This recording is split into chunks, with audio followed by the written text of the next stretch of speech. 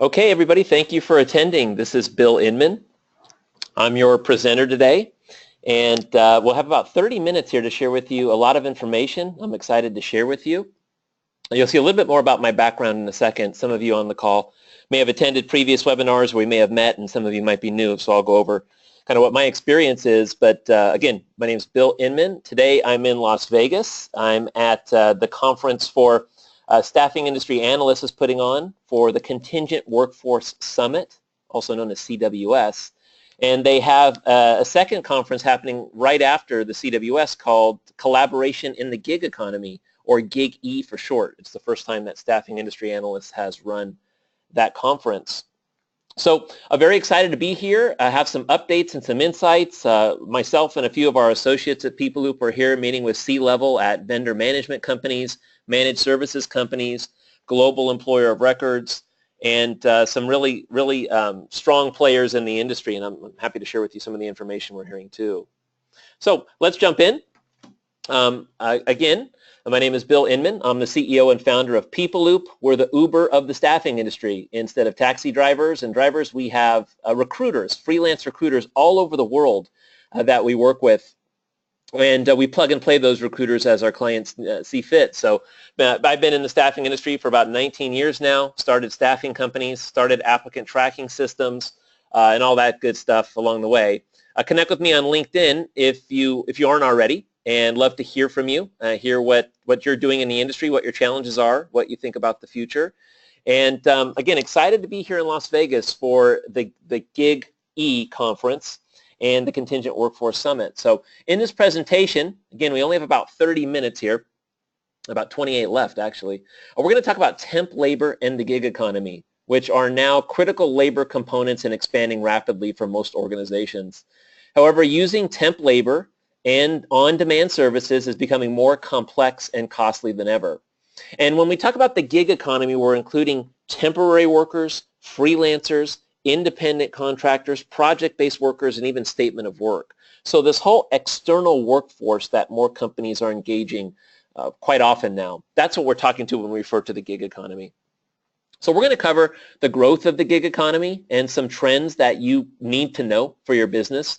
And as an HR professional or procurement professional on the phone here, on the meeting today here, or maybe listening to this recording after the fact, this is a really important area to be mindful of, to stay in front of it for your organization, but also for your career. So we'll track the growth of the gig economy and what's expected.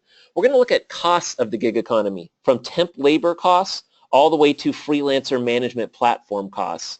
And we're going to give you some insights into that too.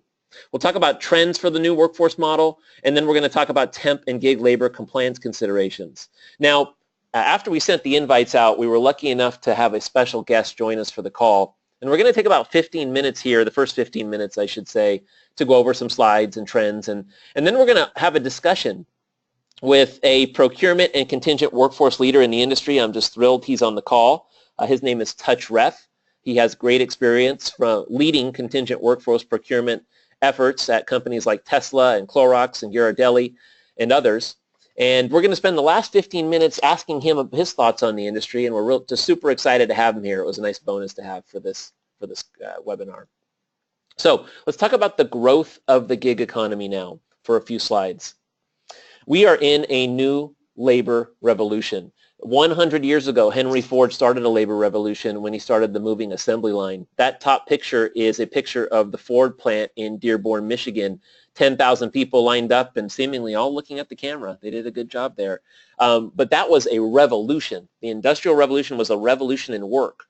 Never before had so many people moved from rural areas to cities to work in one place. And to have a company use their resources in an organized fashion like Henry Ford started to do. Now, you had steel and all the other industries back then, but Henry Ford really started to create specialties in work, of course, with the assembly line. And the work arrangement started to be, you work hours, we'll pay you for hours, or you get a salary. And that trend continued all the way up to the modern day, and now things are really starting to shift. We have different macro factors back then. Obviously, labor was, most people were entrepreneurs in the early 1900s, and they became employees. Now, if you look at the bottom picture, 100 years later in 2016, it's hard to tell if that's an office or a Starbucks or a school, but this is a work environment for many people now. Now work is performed differently than it was. Now, we still have a lot of companies that are very traditional, obviously, but work is performed differently now today. Companies are a lot more free to use external resources, global resources, and micromanagement is a lot less frequent now. People perform the work and they're paid for that, and they can do it from their home, from Starbucks, or from their vacation even. And nowadays, it's not always a W-2. Sometimes it's a 1099. Sometimes it's a vendor payment. And that is really the trend of, one of the big trends of the gig economy, is how we engage these workers, how we pay them. So we're going to talk a little bit about that. And the macro factors today are the globalization that the 80s started are continuing to creep up on us. That grew in the 80s and 90s and 2000s, and today we're more global than ever. But also the cloud and mobile has allowed us, kind of like with this conference call, to communicate with a wide number of people very easily. And with webcams now, and video is certainly a macro trend, these gig economy trends are going to continue to increase. And of course, we have companies like Uber, and we have companies like Upwork, which we're going to talk about, freelancer.com, that are making it easier to find workers too, and understand if they're rating well or rating bad, and if they're good resources. So big macro change. Now, temporary and gig work arrangements have been growing since 1995. This chart from Bloomberg and the Labor Department and a couple smart guys from Princeton and Harvard kind of show that since 1995, independent contractor work, on-call workers, temporary agency workers have really increased. And 2015, you'll see it's about 16% of the total U.S. workforce is those particular type of arrangements, work arrangements, if you will. However, by 2020, 43% of the U.S. workforce is expected, or the global workforce, excuse me, is expected to be gig workers, temporary workers, independent and freelance. Almost half our workforce. And at our organizations, we need to be well prepared for that.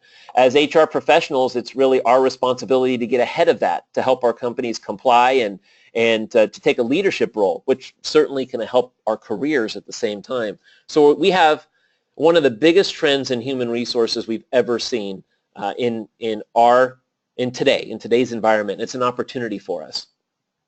Globally, let's talk about global gig economy growth here. Globally, this particular chart, which came from an organization called CGMA, kind of shows today, this was 2014 and 2019 in green, 2014 in kind of the grayish color. So in the U.S., 38% of companies had 50% or more external talent as their workforce. However, in 2019 in the U.S. and Canada, 45% of companies are expected to have more than 50% of their workforce be external. That's a huge uptick in the U.S. workforce. Europe impacted just as much. Asia Pacific even a little bit more, and some other areas like Latin America have been pretty stable, have been adopted this workforce and are staying the same. So globally, this is a trend, not just a U.S. trend. Now the next slide here, which I wanted to show you because I thought was really compelling. It came from Odesk, which is now Upwork, but it shows. And it could be confusing for a short webinar, but let me break it down for you. The large circles are the spend, the intake of money on freelance contractors through Odesk. So the USA is pretty big, India is pretty big, Philippines are pretty big. A lot of money is spent in those countries on temporary freelance labor, if you will. Now the red is when that country is providing freelance labor outside of their own country. So if you look at the US circle in the upper left, a lot of money is spent in the U.S. It's one of the bigger circles, but a lot of that money is spent in the U.S. itself. And very little, about a quarter, is spent externally. But in India, most of the circle is red, and they're providing their services externally outside of India. And most countries are doing that. Philippines, the Ukraine, Russia, Pakistan. It's all very similar, really, except for the U.S. And the color of the inside circle, if it's more lavenderish, is the median U.S. wage. So it's 0 to 5% percentile, and of course the U.S. is in green, so it is the median wage. So the Philippines has the lowest pay out of all of the global spend. So the bottom line here is that the global trend is continuing to take hold, and these are the countries that we're leveraging to use services of on a freelance basis. And it's different than the dot-com era and the 2000s era of outsourcing to India now in bulk. Now we're doing it on a micro level, a pinpoint level companies are doing. Let's look at some cost considerations for the gig economy as well. there are really three types, at least in my purview, there are three types of ways you could engage temporary and gig labor. You can acquire them through staffing vendors, and if you didn't know this, the national average for W-2'd temporary labor contractors, temps or contractors, is about a 40% markup. That's all labor disciplines, all labor categories, and that includes workers' comp and state and federal unemployment and those kind of costs. For hiring a 1099, it's about a 10% markup. These are U.S. numbers. Now, I'm going to go right to the far right first before we go to the middle. Some companies source their own temporary labor. They have their internal recruiting teams recruit temp labor, and then they have an employer of record that they send those workers to employ the workers during their assignment.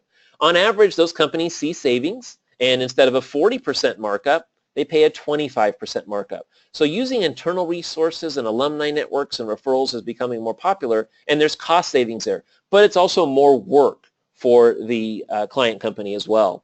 Now, the third way to find gig staff is through outsourcing service providers. Could be a statement of work company, like outsourcing an IT project to Deloitte or something like that, or just going to do a project or gig worker site. Now, of course, statement of works and fixed bid accounts are basically what the CIO, for example, in an IT contract can negotiate. But for gig sites, we're talking about a 5 to 20% markup. And I wanted to go into that specifically and give you a new gig work cost model example, because a lot of these companies are now leveraging these sites and going to these sites, and it creates more work for HR or the hiring manager. People don't really know what the budget is. So Upwork is a leading gig site, and many of you have heard of them. We talked about Odesk earlier. Odesk and Elance merged to create Upwork. And you can go there for IT, for creatives, and project-based work, where the worker is a freelancer, kind of, they're an independent contractor, if you will, from a technical standpoint. So Upwork charges, they had a model where they charged 10% to the freelancer. So you would pay, and then before the freelancer got their money, 10% would be taken, and then they would get the rest. So now they've changed their model, and just want to give you some insights into that. The first $500 you spend on a project, they take 20% at Upwork. So about $100 or $800, not about, and $500. So 500, but then 500 to 10K, $500 to $10,000, they'll take 10%, and anything over 10,000, they'll take 5%. So these are the cost considerations to the freelancer. So when you're negotiating with the freelancer on these sites, their money is being, they're extracting the fee from the freelancer's money, and you need to be aware of that. Also, they're charging a 2.75% credit card processing fee. So if you look at, if you're spending less than $500, 20% plus the 2.75 will be 22.75. It's almost the same price as temporary labor that you recruit internally. But a lot of people aren't familiar with these cost models, and of course Upwork is a leader, and I think we'll continue to see more innovation here. Now, going back, there's a dark side to temporary and gig labor. It's compliance. And the one thing I harp on presentations when we do it is co-employment. And when a company utilizes a temp or gig worker services and manages them on a day-to-day basis, even if they're external, even if they're in another state, they could become a co- or joint employer with the worker if you have a staffing company involved. And you want to be careful of co-employment. I'm going to give you my email address at the end of the presentation. I could send you links to other presentations we've done just on this subject for a full hour. And you want to be aware of, if you're directing, really the bottom line is, if you're directing a temporary or gig worker on a day-to-day basis, you might be considered the employer. You might be considered the employer of that worker. So keep that in mind. And Staffing Industry Analyst says that it's common to see both providers and clients named as defendants in lawsuits, staffing companies and their clients both. Now, I'm excited, as I talked about, to spend the second half of this call in a conversation on the temporary and gig workforce with Touch Reth. Now, I first met Touch when he was at Tesla, and he really is a young talent in the industry. He's been involved in the industry for 10 years. He ran tens of millions of dollars helped to oversee tens of millions of dollars at companies like Tesla in contingent workforce procurement. And I know at Tesla, being a company that's innovative, they were always looking for innovative models, but also ways to cut costs and stay compliant. So Touch, are you there? Yes. Hi, Bill. Hey, Touch. I know that I saw you yesterday here in Las Vegas. You attended the first part of the CWS Summit, in which you've attended for several years now. It was good to see you. And I know Great. now you're back in Northern California where you live. And you've recently started your own consulting company, GPC, Global Procurement Consulting. So thanks again for taking the time here. I think everybody who's on the call and watching this video later will gain a lot from this. I'd love to just hear, if you don't mind, kind of about your background, if you would, and just tell us your experience in procurement and contingent Great. workforce management. Right, absolutely. Thanks for having me. I'm very excited to be on this call. A lot of exciting stuff from CWS and from this industry in general. A little bit of background about myself. I've been within the within this indirect space for about 10 plus years now, and within the contingent labor category, whether starting out in a supporting role or in a leader role, again, it's almost about that 10 plus years as well. The introduction you gave me was very spot on. I've been at very seasoned programs such as Clorox, and then the other space of it, a startup environment that is Tesla. I spent about 4 years at Tesla, helped build the program there. A lot of components that went into that, whether it's at the plant in Fremont or service center or retail locations throughout the United States, and also the Gigafactory, the battery plant that is being constructed, that's almost close to completion in Reno. And then also our global locations, EU, Asia Pacific. So it's been a great experience, and seeing where it was and where it evolved to. And there's a lot of projects and processes that we were able to put in place. So very proud of that. Yeah, and I know you did a great job there. You're no longer there, and I'm sure they miss you, but it was building that Tesla program from scratch. That was interesting. So if you don't mind, I'm gonna fire a few questions at you and get your insights. I know you're gonna have great info to provide here. And the first one I'd like to throw at you is, in your experience, it's generally top of mind for companies to save money, right? It drives human resources for sure, who's often struggling for resources, and their hiring managers are always looking for ways, and the C-level is looking for ways to save money. How can companies save money on their temporary and gig labor? Right. So that question. So there's a lot of complexity to that question, sir, because there's a lot of variables. But I'm going to focus on just a few main ones. So in order for a company to see any kinds of savings, or at least start to put any project in place to eventually get some savings out of it, they need to have visibility to the spend and the program details. Need to be super clear in terms of data, how clean it is, and what kind of numbers or what kind of visibility it's giving you when you're going through the analysis process. So visibility is one. The second thing, there's especially in a startup environment, there might be a lot of suppliers that are in the database. You've got to be able to create a preferred supplier list so you can reduce, ultimately eliminate, which is the end goal, any rogue spend or rogue suppliers that does get into the system.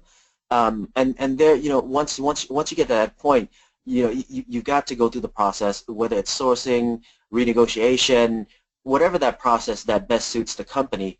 That's how you can get some good savings out of it. But more importantly, the visibility, and also you've got to have an internal process in place so you can hold people accountable, or at least have guidance.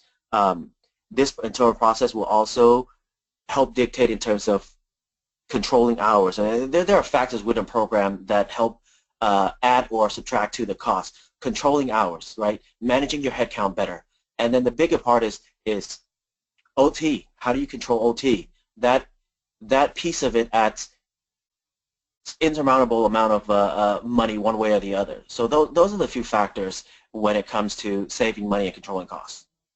Yeah, those are all good, important points. Now, at Tesla, you're in obviously your background is procurement, and it seemed like at Tesla that you were very involved with, and not, I hate to use the word enforcing because you had a lot of smart people and great managers there, and you still do, but you were really monitoring overtime and supplier spend and eliminating rogue spend. Was that challenging to continuously corral that, especially in a procurement position where that department may or may not do that as detailed as you did? Right. We've got to, again, in a startup environment, you've got to be able to put on many hats, and one of the responsibilities is always, procurement comes in not just from a providing guidance and sourcing standpoint to support the stakeholder, but We've also put on the hat of managing the program alongside with the stakeholder who's managing the day-to-day businesses, operations-wise. Procurement also steps in and do audits on periodic basis to see if there's compliance, to see where the trend of headcount versus OT hours, or we had to put all those pieces together and work together that way just to make sure that we have those under as much control as possible. Yeah, and that's good advice for HR and procurement as well, I would think. So, okay, thanks for that. So let me switch gears here. We talked about saving money. How can companies be more compliant with their temp labor? Because they have to look out for these co-employment issues where a supplier may not be, from a supplier not paying people appropriately, maybe even not screening people appropriately, and then your company can be liable for that. So what do you do to increase compliance?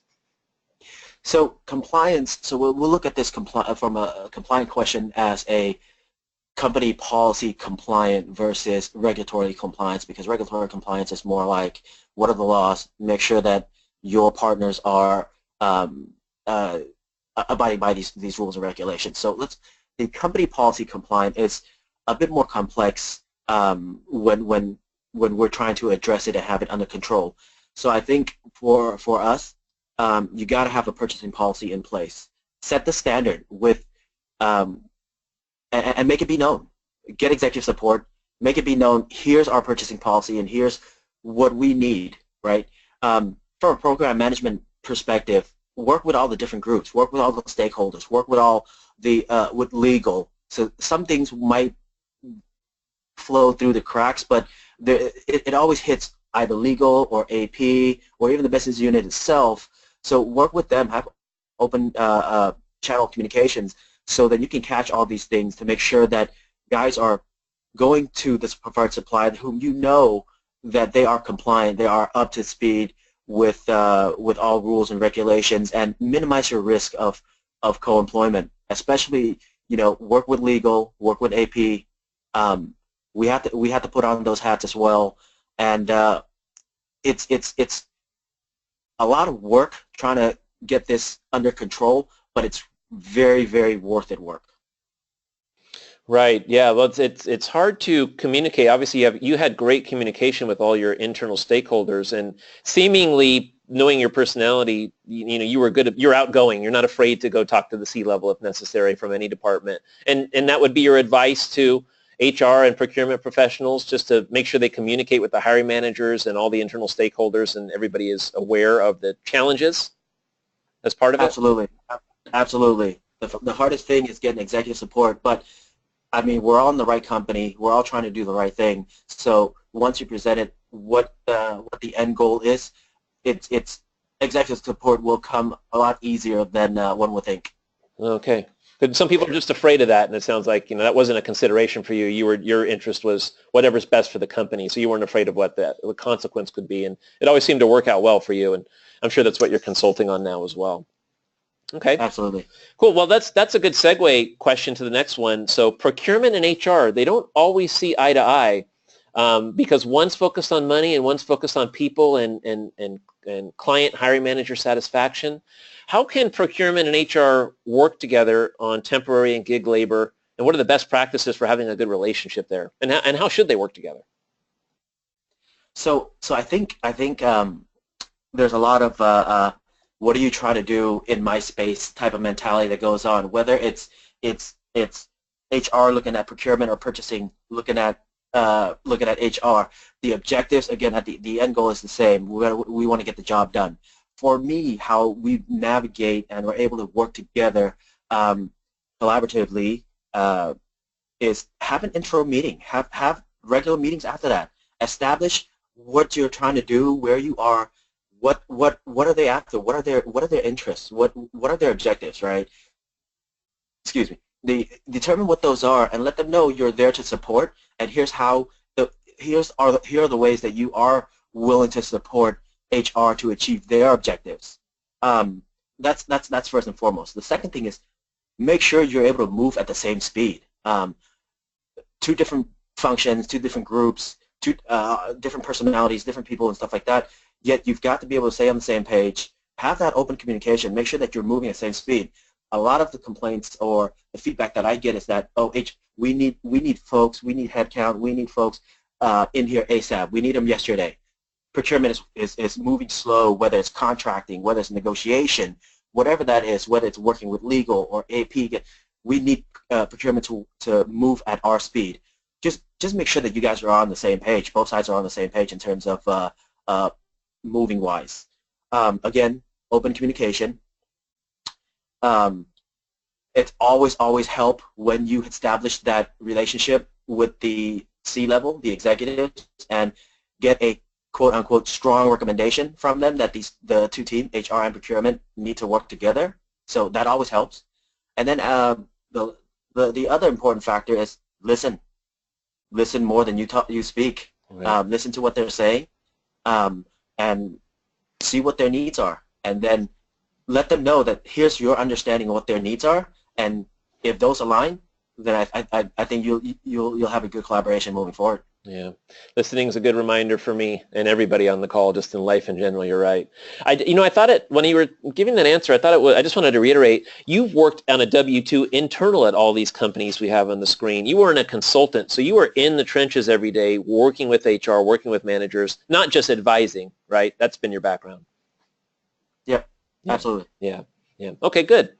All right, well, let's we got time for a question or two more. Next one we have here is, what major challenges, not naming any names, what major challenges have you experienced in your career for temporary labor, and how do you get in front of those issues before they become a challenge? So I think, thinking back of all the of all my work experiences and all the stuff that I made, there's only a handful of things that are consistent. One of them, the biggest, would be is a better internal process. Who's responsible for what, whether or not there's a policy in place that says you've got to work, here's the step 1, 2, 3, and 4 in order to get a headcount, extra headcount or extra help. So the lack of internal process. So that's one. The second thing is that the conversation always comes up where one side feels that the other side isn't up to standard, whether it's moving at the same pace as I alluded to in the previous question, or it's just their objective, their need is not being supported by the other folks. So establishing that up front and building that relationship up front is going to be super important to minimize that challenge. And then also, once you have that relationship, and once you start the work and supporting each other, then you've got to be able to establish work with the stakeholder and establish an agreed set of KPIs and SLA. So then you know exactly what they're looking for, and they know exactly what you're going to be able to do for them. And then at the same time, there's something in writing that says purchasing is going to do A, B, and C. HR or other business units going to do C, D, and F. And once you have all those things set in place, I think it'll minimize all these challenges greatly. Yeah, it sounds like a lot of work, but more importantly, it sounds also that you took the initiative, or you tried to take the initiative to create these processes. And it's hard to think of Tesla as a startup. It's such a great company and grown so fast and so innovative. But ultimately, it was a fast-growing startup. And so you took that responsibility. If there wasn't a process, you would step in and start creating that? Is that how you operated? Absolutely, absolutely. You've got to, in the arena where building relationships and establishing a reputation in terms of what you can do, in the eyes of HR, purchasing, we don't want to come across as we are mandating folks to do what we think is best. It's more of a let's work together. So we will work together to establish these KPIs. It's a lot of work on the front end, but once you have these KPIs and SLAs in place, then you are working to get towards their objectives, and it's a different mindset that they'll see in procurement. It's a different mindset, right? And obviously, you took the initiative, and you've started your own consulting company now. And if you hadn't taken that initiative, you might still be working at a company, but you were able to kind of increase your knowledge and skills by sometimes trial by fire for you, putting your neck on the line sometimes, but taking the initiative, right? That was key for your career. Absolutely. Yeah. Well, Touch, this has been great. I mean, we're at 10:30 now. Thank you for everybody that attended. This is the first time that, Touch, we've done this. I look forward to more. You've got some great information to share. I think we packed a ton of information into a half an hour here. We will have this on video. If you want to watch it again, please just let us know. My email address is here at the bottom, bill@peopleloop.com. Thank you very much for attending. We've got some summary points here, which obviously you can see on the screen and read through. But appreciate your time. Thanks again, Touch. We'll talk again, and everybody make it a great day. Sure. Take care. Thanks, Bill. Bye. Sure. Bye-bye.